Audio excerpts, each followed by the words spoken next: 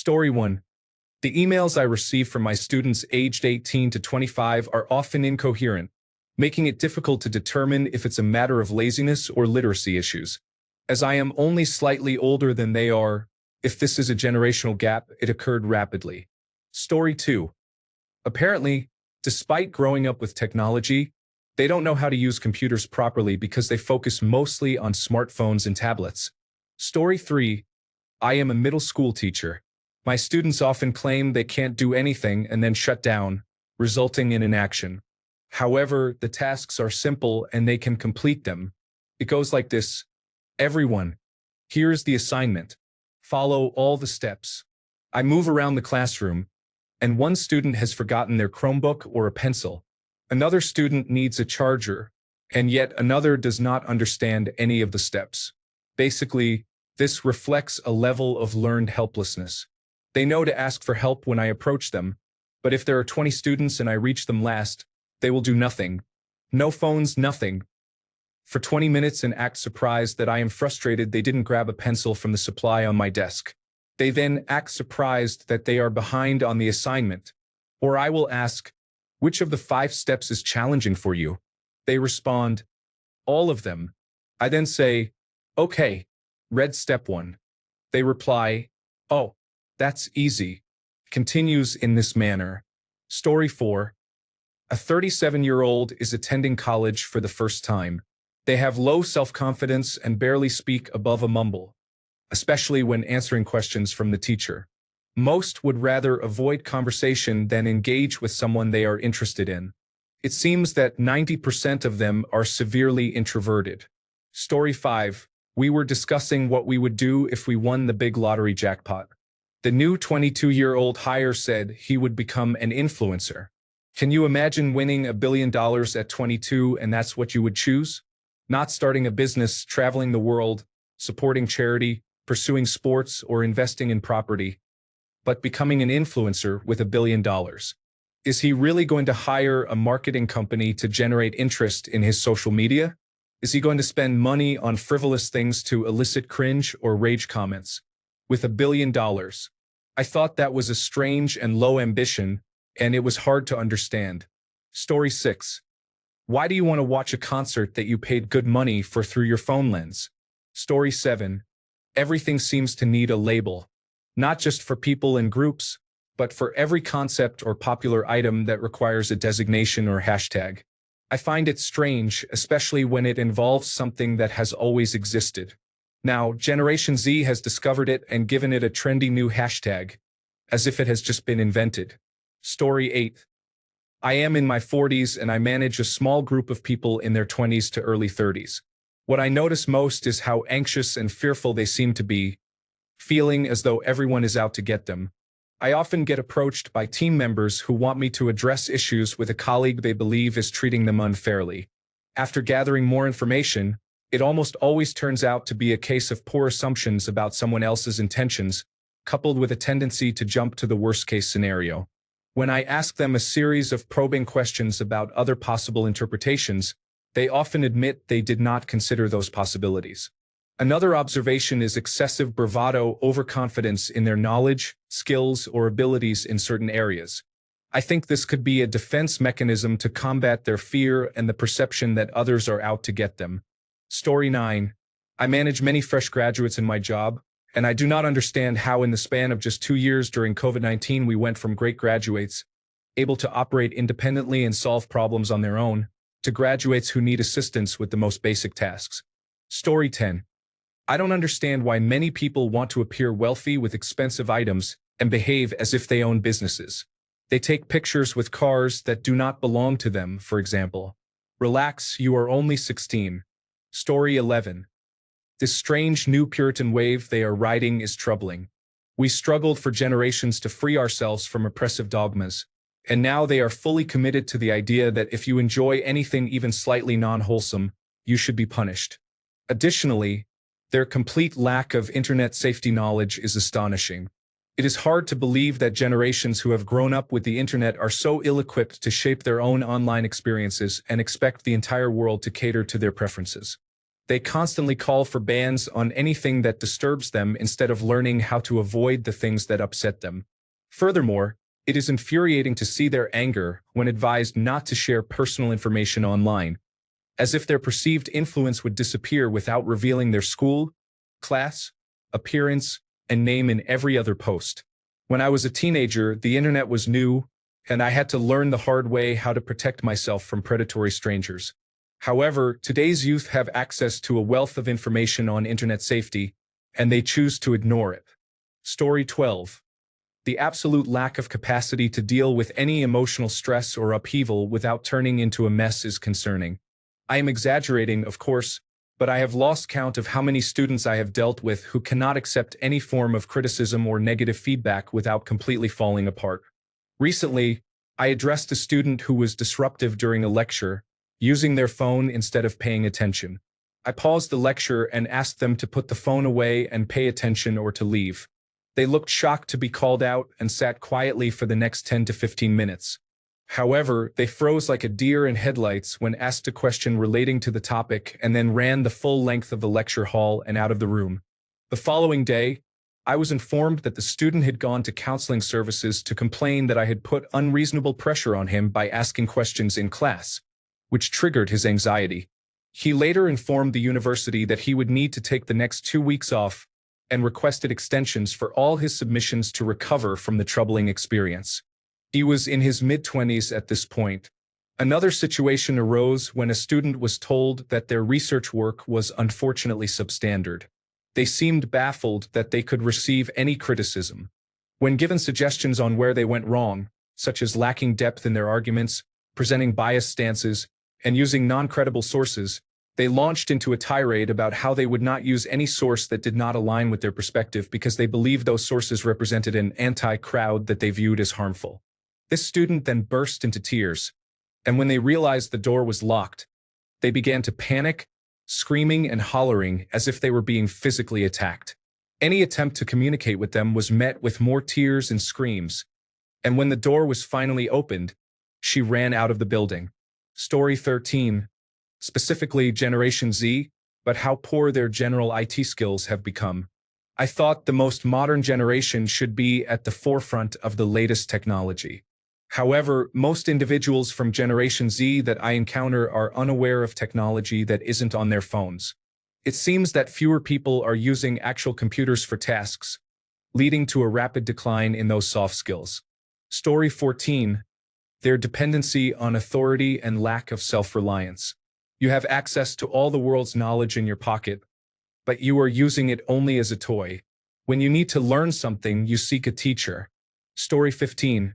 There's a lot that I love about what Millennials and Generation Z are doing that, as a Generation X member, we didn't have the opportunity or foresight to do, like fighting for many environmental and social issues that are now in the spotlight that nobody would acknowledge when we were young. But I do not understand the complete inability to have any sort of conflict or speak up for themselves in person. Suddenly, everyone seems to have social anxiety and requires accommodation, which is unfortunate for those who actually do have social anxiety. I am glad that young people are free to define who they are in many ways that we couldn't, but that self-definition seems to come with the idea that being protected from conflict over their choices is their right. My children are millennials. They attended a party with their friends this weekend. The host and their partner are transgender and have been friends with my children for a long time. There was a greater number of LGBTQ+ individuals present, which my children would probably barely notice if not for an incident that occurred. A cisgender person, Anna, was somewhat drunk and being overly affectionate, not sexual, but the kind of affectionate that says, "I love everybody and let me hug you." Many people do not like being hugged without being asked, which is not at all weird or unusual to me. It makes sense that Anna's hugs would not be well received by everyone. A transgender person, Blair, gets hugged and does not like it. To me, this has nothing to do with the gender assigned at birth or the gender they actually identify with. Some people just do not like being physically touched by others without consent. This is completely fair. Blair complains to friends that they are extremely uncomfortable after being hugged, which is also reasonable. A cisgender person, Charlie, defends Blair by telling the entire friend group that Charlie is now too uncomfortable to remain at the party and that Anna needs to be punished for behaving inappropriately. This is done over group text during the party. A transgender person, Dre, defends Anna, stating that while Anna was inappropriate, someone needs to address the behavior directly with Anna rather than silently shun them in person and condemn them online. Dre believes that Anna is not malicious but rather drunk and foolish, needing a reality check. After all, they have all been friends since high school. Anyone following this so far? Because I was quite confused hearing it. The friend group collectively criticizes Dre over group chat for enabling an abuser and not being sensitive to Blair's discomfort. Dre is completely baffled by this given that they are a transgender person themselves and fully aware of how often they have felt uncomfortable in past situations. No one tells Anna that they have been inappropriate, but over group chat, they decide that Anna is a predator and is no longer welcome at gatherings. Instead of being direct, they insist that Dre should deliver the message. Dre expresses disbelief and asks why someone doesn't just say, "Hey Anna, that was rude, knock it off?" Charlie accuses Dre of internalized transphobia and says Dre has no right to expose Anna to alleged abuse. Dre responds again, questioning the group's logic, and takes drunk Anna home. Later, they check the group chat and find they have been blocked. Anna texts my children, and Dre, the next morning, confused about why they have been blocked from the group chat. My own children are so non-confrontational that they tell Anna to just ask Dre, despite thinking the whole situation is ridiculous. I am not only confused but also frustrated with all of them except Anna and Dre. One simple sentence would have sufficed in the moment. "Don't hug me. I don't like being hugged. Quit that. You're drunk." That's it. No further drama. I ask my children why they didn't use common sense to address their friends, and they shrug, saying they don't want to confront an angry mob and lose their friends. Dear Lord, is this what online communication has done to social skills? The sensitivity, the entitlement, and the presumption of malice are all completely unnecessary but seem to be an acceptable way to deal with even the smallest discomfort, rather than speaking up. Even my own children cannot defend themselves. What is happening? Thank you for reading my essay. I am flabbergasted by this situation and still annoyed with my adult children. Story 16. The self-censorship that has been adopted in response to social media has crept into other platforms and even daily speech, such as using "Una live" in place of suicide. I am in my mid-30s and remember the freedom of the early internet, where people would have moved to a different platform if forced to curtail their speech. Now, it seems that many have just rolled over and accepted it. It is common to see posts using these infantile euphemisms despite no such restrictions in place. This worries me about what other restrictions people are willing to accept just to participate in popular social media. Story 17. Pulling up white socks with sneakers is the most unfashionable clothing choice for middle-aged American dads in the world. Story 18. The degree of freedom, autonomy, anonymity, and above all, forgettability we had growing up. Aside from a few pictures and family stories, there is nothing left of my childhood. All the terrible opinions I had and all the foolish things I did are gone. The only thing that remains is the adult I eventually became. Story 19. They seem to have lost the ability to step outside their comfort zone. Everything must be safe and secure. Otherwise, it causes significant anxiety. There is no need for exploration or adventure. Story 20. The concept of "if I can't see a video, it didn't happen" is prevalent today. There's a decline in storytelling. Instead of painting a mental picture with words, people often share low-quality recordings from their phones. Stories are usually more entertaining when told well. This trend is detrimental to personal privacy and makes individuals less interesting. It raises the question of why many struggle to describe experiences effectively. Story 21. Their inability to see the nuance in many issues presents a black and white perspective, completely ignoring the multitude of layers and shades of gray that exist in the world. Story 22. They do not go out. Their friends are on social media or online, so there is very little going out. Additionally, there is a notable disinterest in dating. Story 23. All the learned helplessness. Google is right there, as is the Reddit search button, But the go-to is posting the same threads that can be seen half a page down on whatever subreddit they are posting on because moving one's eyes down slightly to read is too much effort. Story 24. Their need to label themselves and the effort they put into conforming to these labels prevents them from growing and changing, as they are too busy trying to adhere to the identities they have assigned to themselves. Story 25. Watching everything on your phone, including movies and shows, may seem surprising. Similarly, someone from 25 years ago might be appalled to hear that I watch movies on my laptop. Story 26. If I have to teach one more adult how alphabetical order works, I will lose my patience. These are university graduates. They simply throw the file back in. How did you find it in the first place? Story 27. Not being completely present in moments is a concern. It's great to take pictures of events, but viewing through smartphone screens detracts from reality. Story 28. I don't understand the situation with text messages. 8 screens of text discussions with someone who is difficult to deal with. Why respond? Why not just tell them to stop and then not reply? Don't you have to give someone your number for them to text you in the first place? Or is there something I'm not understanding? If a friend of mine shared my contact details with someone problematic, I would have a serious conversation with my friend, not spend 2 hours texting with a stranger. Story 29. Why do young parents feel the need to document every single thing their children do or post a picture of their severely sick or injured kids asking for advice instead of going to the doctor? There is welfare insurance available for children if they can't afford medical care. Story 30. People are asking if it's okay to cook their steaks medium well. Apparently, ordinary preferences need to be popular to be considered normal. The preferred doneness of meat is just one example of such questions. Story 31. Their obsession with immediately diagnosing psychological issues and turning everything into therapy language, such as "you are manipulating me," is concerning. Story 32. They are copying our style from the 1990s and not even doing it right. I mean, what is this? Explain yourselves. Story 33. I don't understand why young people strongly identify with the term Generation Z. When I was in middle or high school, none of us knew what a millennial or baby boomer was.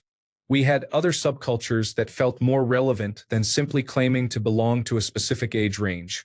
Story 34. Speaking mostly for the middle school students I work with, I find it challenging to understand their lack of concern for being knowledgeable, grasping the world, attaining success, or showing empathy. I cannot comprehend what drives them without any regard for these values. I struggle to motivate these students when failure, even if it occurs publicly, does not prompt any reflection. They simply move on, seemingly indifferent to what is truly right and wrong. Story 35. I am part of Generation X, and I notice that younger generations often add laugh out loud at the end of their texts or emails, even when the content is not humorous. For example, someone might say, "My dog died and my dad had cancer." Laugh out loud. I feel sad for them and confused by their writing. Story 36. They've been so coddled and raised in front of screens rather than interacting in the real world that anything gives them anxiety. Talking to people, trying something new, or going somewhere can make them shut down. Story 37.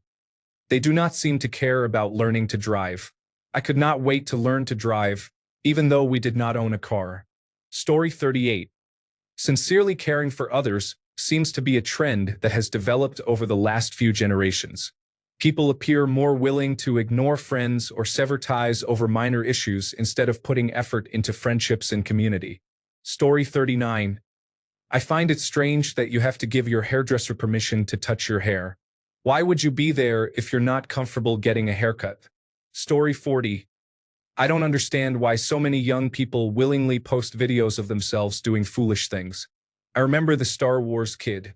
I didn't initially think it was all that amusing, but I recall he was edited into many movie scenes, and when I saw it, I was in tears. However, I always felt bad for him. Now we have a generation of people doing far worse than the Star Wars kid and showing it to the world. That content is out there forever. It is foolish, embarrassing, and you may very well regret it. I can barely pose for a photo. I just don't get it. Story 41. Why aren't they voting? Do they not understand how much power they could hold? They are willing to attend protests, which is a good thing, but they are not willing to go to the voting booth, and that is a bad thing. Story 42. While adult me shakes my head at the foolish things kids do now, I think about what would have happened if these things had occurred when I was a teenager. I would have engaged in the same foolish behavior. Setting up a camera just to cry in front of it? Yes, I probably would have done that. Trying some silly trend that's going viral? Certainly, my teenage self would have done that too. Children are children, and they will always engage in cringeworthy behavior. It's just that now there is often video evidence of their antics. Story 43. The rule following is quite surprising. The rules seem so strict, yet there is a sweetness in how they are enforced. I have a Discord server that is for adults only, but it is generally safe for work. I wanted a group exclusively for adults. One day, someone joined and then immediately left. They messaged me and said, "Sorry, I didn't realize it was for adults. I'm only 16. In my generation, we didn't typically care about such restrictions. We often broke the rules, claimed to be older, and pirated movies and TV shows. However, it seems that the new generation is more inclined to follow the rules. I want to teach them a bit of rebellion, but I think they are genuinely good kids. Some of them do rebel and break the rules, but most of the ones I've encountered online appear nice and polite. I hope they maintain that attitude and find a kinder world than I experienced." Story 44. Watching reaction videos. When I am on YouTube and see thumbnails of people making silly faces, with video titles that are simply clickbait, I truly feel how far we have fallen as a society. Story 45. How pretending to have mental illness or neurological disorders creates social media influence, while individuals who face these challenges in real life are stigmatized. Story 46. The lack of situational awareness is concerning. Many individuals wear headphones in public places and on public transit, engrossed in their phones, unaware of their surroundings. Story 47. Follow my journey for every health-related issue I face. I cannot imagine informing the entire world about my illness. This generation seeks so much attention. Story 48. They can be just as closed-minded and hateful as older generations, despite having the world at their fingertips through the internet. Older generations can blame their past ignorance on a lack of access to different points of view, cultures, and experiences, but we have no excuse today regardless of age. Being a good person requires humility, the ability not to judge others to the point of hate, and a focus on doing whatever you can to make the world a better place without harming yourself or others. That said, I am glad to say that many young people are doing exactly this, and it gives me hope for the future. Story 49. I will never understand the constant need for external stimulation. I am quite happy just to ponder my own thoughts. I love flying because it gives me several hours to think without distraction. Asking young people to put down their phones feels like asking them to chop off their left hand. Story 50. Why would they prefer to watch someone else play a video game rather than play it themselves? That was a punishment when I was a child, not entertainment. Story 51. I don't understand two things. I don't understand why it is so common to be emotionally immature and fragile at 18. It is more common for teenagers to be unemployed now. Mental health services are overwhelmed. I don't understand what the impact will be for the next generation to have unlimited access to the internet all the time, especially since it is almost entirely dominated by large corporations or bots. Disinformation is so widespread that I fear for how young people's brains will develop. Story 52. Their reliance on limiting human interaction to avoid getting work done in a business situation is time-consuming. For example, when colleagues choose to send emails or faxes, it can lead to significant delays. I once timed a colleague sending a fax. 5 minutes finding the feeble fax cover sheet in her folder and entering information. 1 minute sending the fax. 3 minutes waiting for the fax confirmation sheet. And 3 minutes spent stapling and filing the request to our tracking folder. 2 days later, she spent 5 minutes resending the fax as a second request, and 1 day later, she sent a third request. On the day of the appointment, she spent 3 minutes complaining that they never received the fax, and how now she had to make a phone call. Meanwhile, I thought if I hadn't received a response by day 2, I would have called and solved it in 5 minutes. In contrast, I would say, hey, we didn't get chart notes on this patient with a referral. I would speed dial my contact in that office and say, hi, how's it going? Did you get your insurance claim on your house done? Great. Listen, about Joe Schmo, we never received the chart notes. Can you send them over today? Thank you, have a good day. We received the fax within 10 minutes the first time, all while I multitask on routine tasks like printing labels. My willingness to make calls and get results contrasts sharply with their 3-day saga. All because of the aversion to talking on the phone. Story 53. Self-victimization. Clinging to labels that they believe will shield them from criticism, learned helplessness, and a refusal to consider viewpoints that do not align with their worldview are prevalent issues. Story 54. Why is it considered negative to be offended and seek to cancel something? In my day, if we didn't like something, we would simply turn it off or walk away. Story 55. Why do all Irish teenage boys have the same haircut, which has become known as the Hitler Youth Cut? I remember during the COVID-19 pandemic, a house party in Ireland was raided, and there was a lot of confusion on Reddit about why every boy being taken out of the house had the same haircut. I understand that there has always been a general sense of conformity, but it has never reached this degree. Story 56. Their inability to disconnect is striking. I grew up in a time between the first home personal computers and the early days of social media.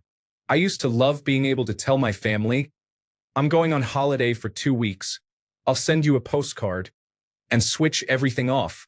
No mobile phone, no laptop, no social media, everything abandoned for 2 weeks while I relaxed. Now, every single move has to be documented, every meal photographed, every sound recorded, and every bowel movement cataloged. They talk about experiencing life, but they seem to have no concept of what an experience truly is.